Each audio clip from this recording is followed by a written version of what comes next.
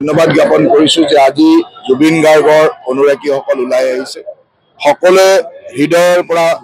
ন্যায় পোৱাটো বিচাৰিছে আৰু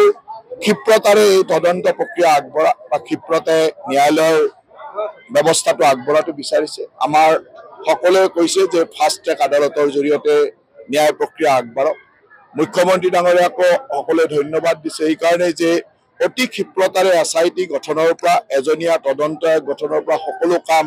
কৰি আগবাঢ়ি গৈ আছে আৰু সকলোৰে মনত এটা বিশ্বাস আছে যে ন্যায়ালয়ে ন্যায় দিব আৰু অসমবাসী ৰাইজে এই ন্যায়ৰ কাৰণে অপেক্ষা কৰিছে চাৰ্জশ্বিট দাখিলৰ পিছত মুখ্যমন্ত্ৰীও এই ন্যায়ৰ বাবে চাৰ্জশ্বিট দাখিল হোৱাৰ লগে লগে কাৰণ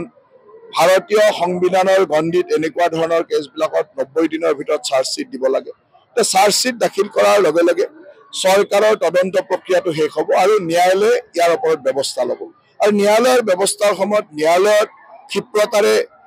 ফাষ্ট ট্ৰেক আদালতৰ জৰিয়তে ক্ষিপ্ৰতাৰে এই ন্যায় ব্যৱস্থাটো হওক তাৰ অপৰাধীক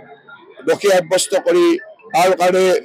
ন্যায়ালয়ে ঘোষণা কৰক সেই কথাটো সকলোৱে বিচাৰি আছে সোনকালে হোৱাটো বিচাৰিছে আৰু এইকাৰণে মুখ্যমন্ত্ৰী ডাঙৰীয়াই কৈছে যে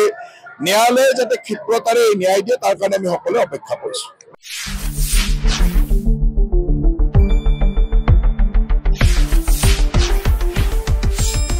শুদ্ধ আৰু বিস্তৃত বাতৰিৰ বাবে চাই থাকক নিউজ ডেস্ক ৰিপোৰ্ট।